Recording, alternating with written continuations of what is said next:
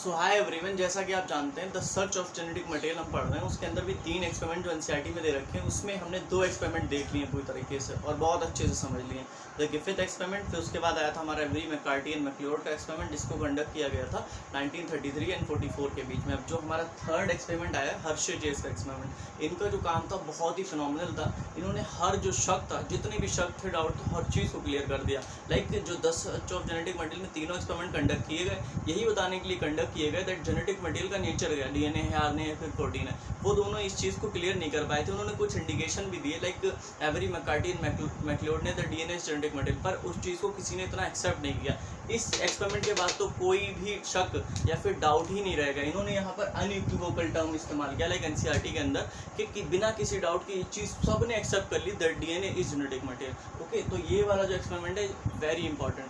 तो इस एक्सपेरिमेंट के बाद हर चीज़ क्लियर हो गई डीएनए के बारे में कि जेनेटिक मटेरियल हमारा है क्या, बेसिकली डीएनए है, आरएनए, प्रोटीन है। इन्होंने हर तरीके से ये चीज़ क्लियर कर दी अपने एक्सपेरिमेंट के थ्रू।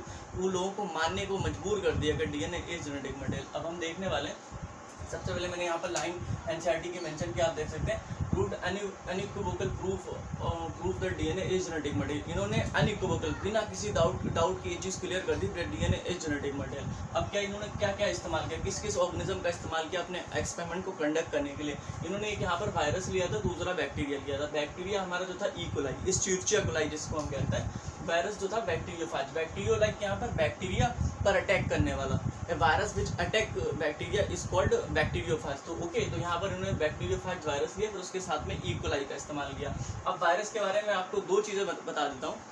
लाइक वायरस 2 चीज़ों से मिलकर बना होता है। एक तो बाहर का हिस्सा होता है which is called cover, cover को हम कैप्सिड कहते हैं। उसके अंदर जेनेटिक मटेरियल प्रेजेंट होता है। आप ये देख सकते हैं, जो बाहर का हिस्सा है इसमें मैंने कवर या कैप्सिड लिखा है, क्योंकि अंदर ये रेड कलर से जो मैंने मेंशन किया ये जेनेटिक मटेरियल होगा वायरस का। तो ओके, तो मेनली जो वायरस होता है 2 चीज़ से मिलकर बना होता है। एक बाहर का हिस्सा कैप्सिड, अंदर होता है उसका जेनेटिक मटेरियल। ये चीज़ आगे बहुत हेल्प होने वाली है, इसलिए मैंने यहीं पर मेंशन कर दिया।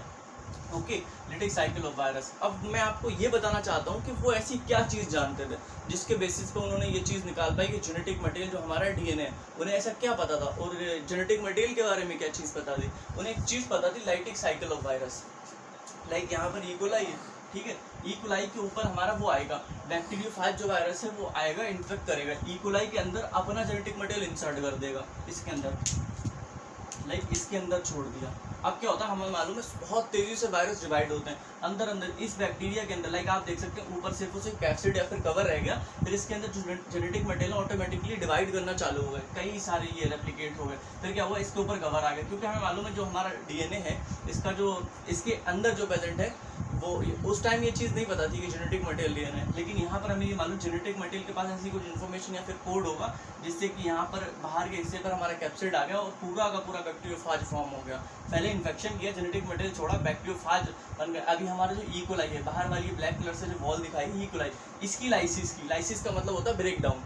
बाहर वाली जो आप ये देख सकते हैं यहाँ पर ये इस वॉल को तोड़ा या फिर लाइसिस की, और जितने भी बैक्टीरियोफाज होंगे बाहर आ जाएंगे। तो ये चीज़ ये जानते थे कि मतलब कि लाइटिक साइकिल ऑफ वायरस के क्या होती है। तो उन्हें ये चीज़ मालूम है, ई कोलाई के ऊपर आकर वो बैठेगा हमारा बैक्टीरियोफाज, अपना जेनेटिक मटेरियल इंसर्ट करेगा। तो यही जेनेटिक मटेरियल को तो इसी जेनेटिक मटेरियल के ऊपर तो वो एक्सपेरिमेंट करेंगे, इसी जेनेटिक मटेरियल को ऐसे करके उठा लेंगे और इसमें देखेंगे कि डीएनए है, आरएनए है, प्रोटीन है, क्या चीज़ है। तो इसी एक्सपेरिमेंट के ऊपर पूरा इसी जेनेटिक मटेरियल के ऊपर पूरा का पूरा हमारा एक्सपेरिमेंट है वो कंडक्ट होने वाला है। अब मैं आपको दिखा दूँ, जो मैंने आपको बताया बेसिकली वही चीज़ें यहाँ पर लिख रखी हैं। Bacteriophage genetic material into E coli, सबसे पहले ई कोलाई के ऊपर आएगा, बैठेगा, लाइक हमारा बैक्टीरियोफाज अपना जेनेटिक मटेरियल अंदर छोड़ देगा। फिर आएगा copies of genetic material form, genetic material की कॉपी फॉर्म होगी। फिर उसके बाद हमारा ये वायरस फॉर्म हो जाएगा, पूरा पॉजिनीज बन गई इसकी। Okay, lysis of E coli and virus release. यहाँ पर ई कोलाई की जो वॉल है उसकी लाइसिस हो जाएगी या फिर ब्रेकडाउन हो जाएगा। उसके बाद सारे के सारे जो वायरस होंगे बैक्टीरियोफाज बाहर निकल जाएंगे। अब यहाँ पर मैंने लिखा what they know some genetic material into E coli and copies. अब यहाँ पर ये क्वेश्चन मैंने भी आपको पहले ही बता दिया। यहाँ पर ये पूछा गया कि वो ऐसी क्या चीज़ जानते थे। मुझे मालूम लगी कि मेरे पास अगर ये यहाँ पर ई कोलाई है, इसके ऊपर आएगा, बैक्टीरियोफाज बैठेगा, अपना जेनेटिक मटेरियल इसके अंदर छोड़ देगा। इसी जेनेटिक मटेरियल का केमिकल नेचर हम पता कर लेंगे, लाइक डीएनए है, आरएनए है, फिर प्रोटीन है। ओके, तो यही काम हर्शे एंड चेज ने किया था। और what they found chemical nature of genetic material, क्योंकि केमिकल नेचर पता करना ना हमें जेनेटिक मटेरियल का कि एक्चुअली वो चीज़ क्या है, किस तरीके से उन्होंने रेडियोएक्टिव सोर्सेज का इस्तेमाल किया था फॉस्फोरस एंड सल्फर का। तो ओके, तो मैं सबसे पहले आपको बता दूं, यहाँ पर मैंने नॉर्मल फॉस्फोरस लिख रखा है जिसका एटॉमिक मास 32 होता है, जबकि रेडियोएक्टिव सल्फर का 35 होता है। फॉस्फोरस जो सिंपल या फिर नॉर्मल होता है उसका 31 एटॉमिक मास होता है, जबकि रेडियोएक्टिव इस साइड पर मैंने रेडियोएक्टिव को मेंशन कर रखा है, इसका 32 हो सकता है। तो आप इस चीज़ को ध्यान रखें, लाइक 32 किस पर आएगा, 35 किस पर आएगा, ये चीज़ आपको थोड़ा कंफ्यूज कर सकती है। और यहाँ पर मैंने क्या किया, जो हर्षित चीज ने क्या किया था, लाइक प्रेजेंट इन प्रोटीन, तो इन्होंने क्या किया, सल्फर प्रोटीन को जो रेडियोएक्टिव किया with the help of sulphur S35, जबकि डीएनए को रेडियोएक्टिव किया with the help of phosphorus 32। अब एक चीज ये आप कंफ्यूज हो सकते हैं ना, डीएनए में फॉस्फोरस एंड सल्फर का को इस्तेमाल किया तो डीएनए को रेडियोएक्टिव करने के लिए, तो मैं आपको एक लॉजिक दे देता हूँ कि फॉस्फोरस का इस्तेमाल ही क्यों किया डीएनए को रेडियोएक्टिव करने के लिए। लाइक आप ये देख सकते हैं, जो हमारा डीएनए होता है इस तरीके के न्यूक्लियोटाइड्स की एक चेन होती है, मिलकर बना होता है। लाइक अगर ये सिंगल एक न्यूक्लियोटाइड है, ओके ठीक है, तो इसके अंदर क्या, नाइट्रोजनस बेस, शुगर, ये रफली ऐसे में लिख दे रहा हूँ, इनको लिखने की जरूरत नहीं। अब ये फॉस्फेट, क्योंकि डीएनए के अंदर फॉस्फेट या फिर फॉस्फोरस प्रेजेंट होता है, इसलिए हमने यहाँ पर फॉस्फोरस का यूज किया डीएनए को रेडियोएक्टिव करने के लिए। ओके, तो ये चीज़ आपको कंफ्यूज नहीं करेगी कि डीएनए को फॉस्फोरस से रेडियोएक्टिव किया, जबकि प्रोटीन को सल्फर से रेडियोएक्टिव किया। अब आप देख सकते हैं यहाँ पर 2 टेस्ट ट्यूब लिए। अब मैं आपको आगे चीज़ बताने वाला हूँ। Virus grown on different radioactive source, like क्या किया, दोनों सोर्सेज के अंदर हमारा बैक्टीरियोफाज प्रेजेंट है। एक में क्या किया, प्रोटीन को रेडियोएक्टिव किया with the help of sulphur 35, जबकि डीएनए को रेडियोएक्टिव किया with the help of phosphorus 32। तो ये चीज़ यहाँ पर है, बेसिक पूरा इंट्रो था। अब यही चीज़ आगे जाकर अप्लाई होने वाली है। मैं नेक्स्ट स्लाइड तैयार कर लेता हूँ, उसके ऊपर मैं आपको पूरा समझाऊंगा कि किस तरीके से आगे का एक्सपेरिमेंट कंडक्ट होने वाला है। लाइक सबसे पहले होगा infection, blending, then centrifugation, 2 cases बनेंगे, तब जाकर हमें पूरी चीज़ क्लियर होने वाली है। तो आइए अब हम इसका मेन पार्ट देख लेते हैं, हर्शियन चेज एक्सपेरिमेंट का, किस तरीके से यहाँ पर 2 केस बनने वाले हैं।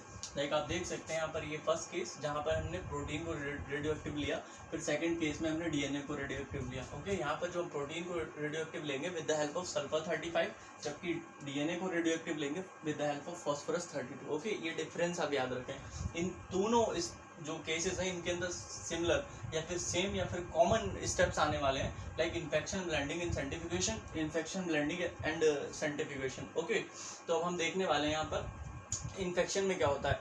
लाइक मैं आपको पहले ये चीज़ समझा देता हूँ, फिर उसके बाद थ्योरी बढ़कर बता दूंगा। अगर ये मेरे पास में ऐसे ई कोलाई है तो इसके सरफेस पर आएगा जो बैक्टीरियोफाज वायरस आएगा, इसके ऊपर अटैच होगा, फिर अपना जो जेनेटिक मटेरियल होगा वो इस ई कोलाई के अंदर छोड़ देगा। सो दिस इज कॉल्ड इन्फेक्शन। तो यही चीज़ यहाँ पर लिख रखी है, लाइक ई कोलाई के सरफेस पर हमारा ये बैक्टीरियोफाज आया।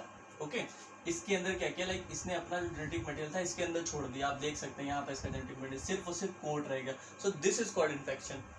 अब ब्लेंडिंग में क्या होगा, shaking to separate coat cover from E coli. E coli के सरफेस पर आप देख सकते हैं अभी भी इसका जो कोट है, कवर है, वो इस पर अटैच है, हमें इसे दूर करना है। यहाँ पर देखिए तो क्या करेंगे, लाइक इतनी तेजी से इस चीज़ को हिलाएंगे।